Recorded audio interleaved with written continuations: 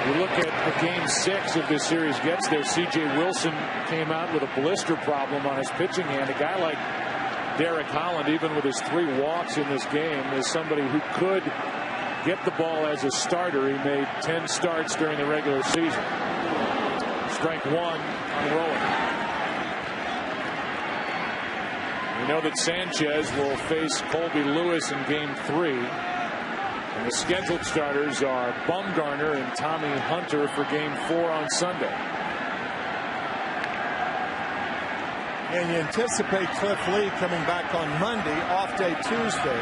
And perhaps that's a very good point. Perhaps Holland will be pitching on 6 in game 6 if it gets that far. And you wonder if the situation presents itself if a guy like Cliff Lee could come back on short rest and work in place of Tommy Hunter, who struggled this postseason.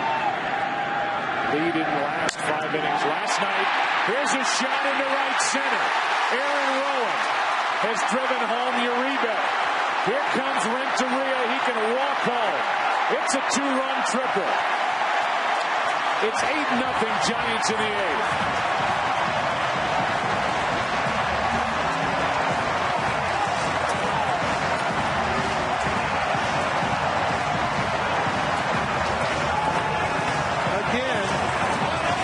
Is having a tough time finding the strike zone, or a staff in this particular case, it's easier to hit. You know what you're getting. It's like batting practice. You're going to get a fastball. Renteria got a fastball. And now Rowan gets a fastball and drives in 2 more. Torres takes the ball.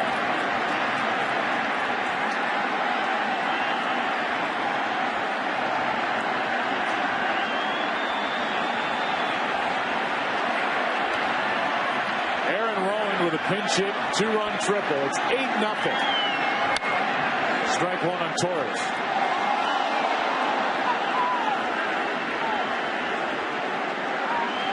Giants last night had a 6-run 5th, and tonight have a 6-run 8th. 6 of their 7 wins this postseason have been by 1 run. Before last night, they won by 4. They've been winning with pitching down the stretch in the postseason, not putting up a ton of runs, not getting a lot of hits. That has changed in the World Series. The 1-2. Line drive, base hit into left. It's 9-0. An RBI double for Andres Torres. His first hit of the night.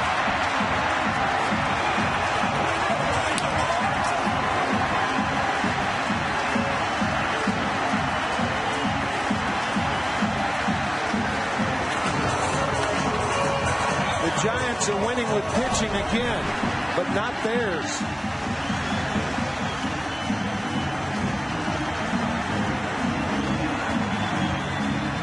Four straight walks, now 3 straight hits. A single, a triple, a double.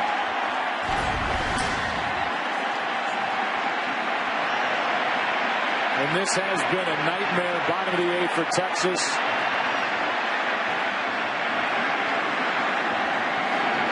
It has been a blast for these fans here in San Francisco. Again, all with 2 out and nobody on base. And Tommy Hunter, who's the scheduled starter in game 4 on Sunday night, starts to get loose. Ball and a strike. This is the 4th pitcher of the inning. With a 5th getting loose. The fact that Hunter is up adds more grist to your argument, your comments 3 minutes ago. It's at least on the table that Cliff Lee could come back. Right. In a game 4. Here's a 1-1. Strike 2. He's never done that.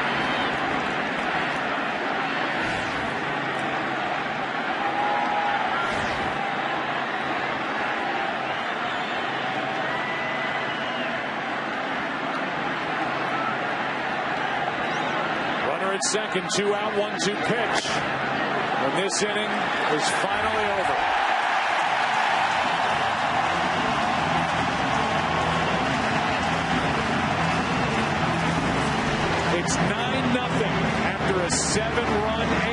San Francisco to the delight of this packed house.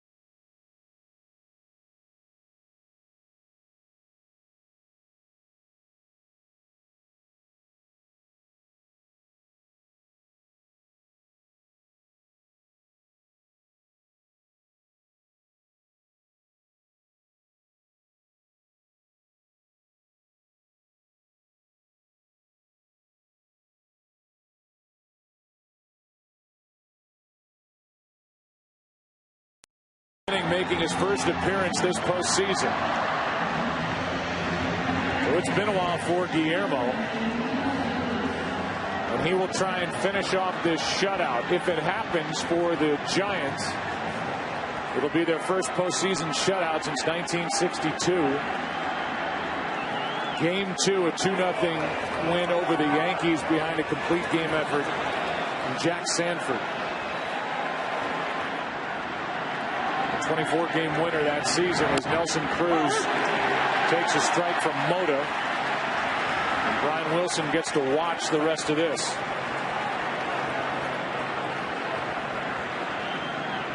A 7-run bottom of the 8th inning has made it 9-0. Chopper to third, Uribe with a glove, the throw. 1 out. Cruz is 0 for 4. The Giants have played good defense in games 1 and 2.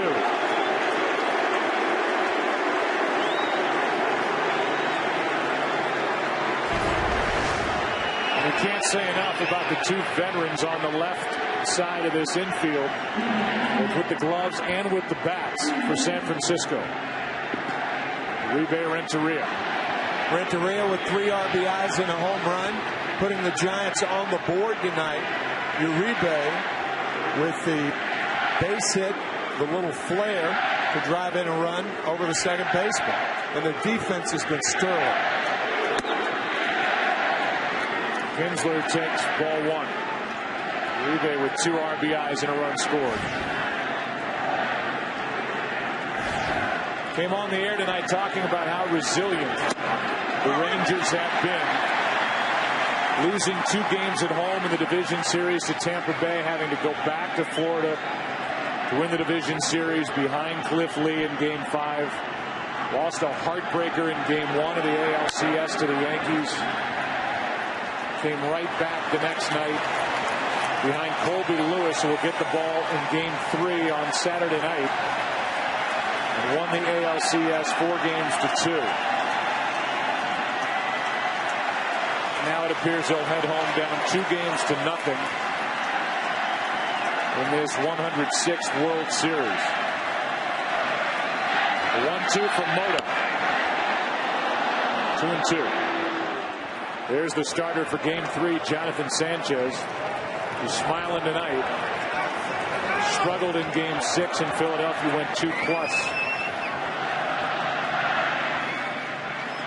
A big night for the bullpen for the Giants. That misses. Full count. I think Buster Posey popped a web in his catcher's mitt, exchanging it with the bat boy. Think about the webbing of a catcher's mitt. I mean, that thing takes a beating from all those 94-mile-an-hour fastballs.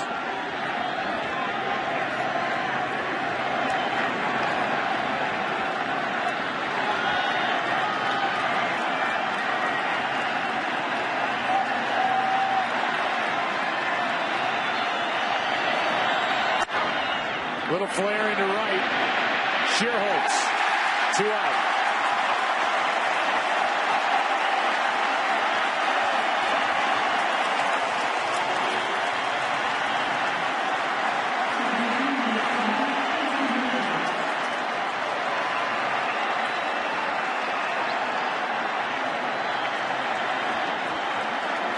David Murphy with 2 out, nobody on. Matt Cain, 7 2/3. Just 4 hits allowed.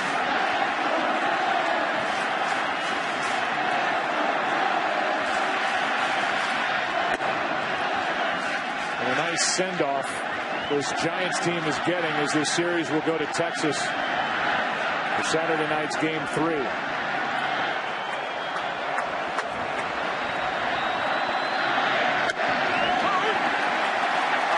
Special early time on the air at 6:30 Eastern on Saturday night.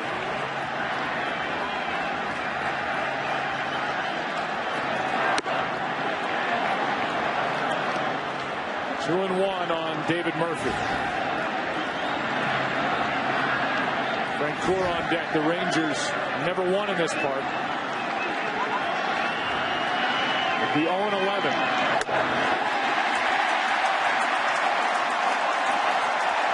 Now 1 strike away from that, and Matt Cain is in line for a well-deserved win here tonight. He was brilliant, no question.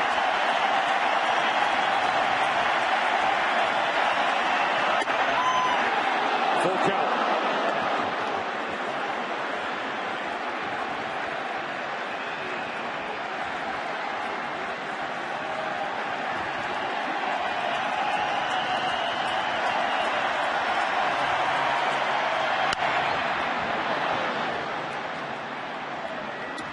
Couple of hitting streaks will end tonight for the Rangers. Elvis Andrus had hit in the first 12 postseason games been a part of. Same for Nelson Cruz. They are hitless tonight. Once a rally starts. 2 out, nobody on. 3 balls, 2 strikes. Mota. Good rip by Murphy. Guillermo, even without any work this postseason, has come out of the bullpen throwing hard.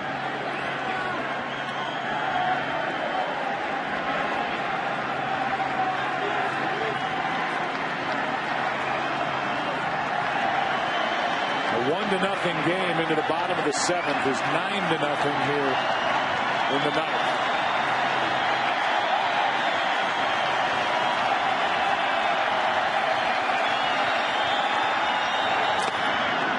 A 2-out walk will bring Francoeur to the plate.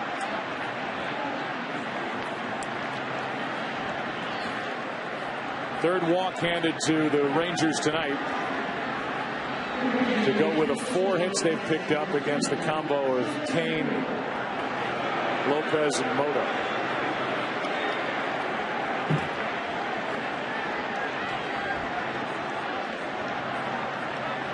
If you're a Giants fan, there's a World Series fact for you. Teams with a 2-0 lead have won 40 of 51 best-of-7 series. Murphy takes second, strike one to Francoeur.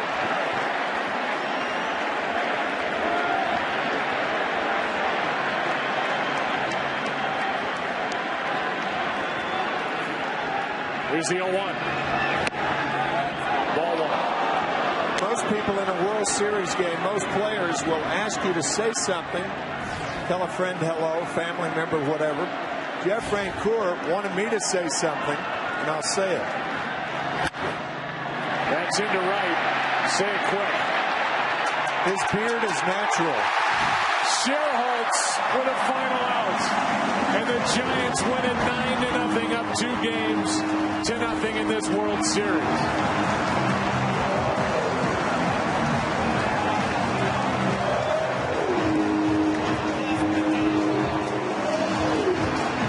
A shutout put together by San Francisco, and it was Matt Cain who went the first 7 2/3. And now has gone 21 1/3 without allowing an earned run this postseason.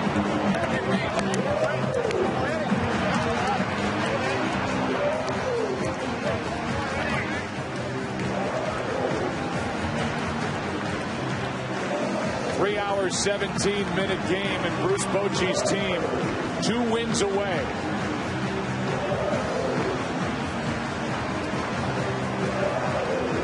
As the Giants look for their 6th championship in franchise history and their first since moving to San Francisco in 1958. A Ram Power player of the game. Who else? Matt Cain. 4 hits, no runs. 2 walks. 2 strikeouts. What a night for the Giants right-hander. Turned 26 on the 1st of October. Turned in a beauty in the World Series down to Ken Rosenthal. Thanks, Joe. Matt, 21 1/3 innings this postseason without allowing an earned run. Is it the extra rest? Is it the extra adrenaline? How are you doing it? I think it's a little bit of everything. Buster's doing a great job putting down the right fingers. He's calling the right pitches, and my defense has been unbelievable. They've been catching balls and doing great things behind me. So I owe a lot of credit to these guys. Ron Washington said before the game, the Rangers like to hit power pitchers. You're a power pitcher. What was your game plan? Just trying to get ahead of these guys. Trying to take some of the sting out of the bats. But my biggest goal today was trying to get them in my situation where I was ahead in the counts, and that was really what I wanted to do today. Finally, what about the crowd reaction when you came out of the game? That's unbelievable. They've been doing this all year, and we love it. And this has been unbelievable. That they've been so great for us all year, and we love these guys. Thank you, Matt. Thank you, Edgar. Your first 3 RBI game of the season. Home run, 2-run single. Talk about your home run. What were you looking for from Wilson? What did you get? Yeah, looking something in, fastball in. So I got lucky, throw the ball. What I'm looking for, and I just put good swing. 1997 was your first World Series. You've obviously been considering retirement. You've talked about that. How different is this experience, this World Series experience, from your previous 2?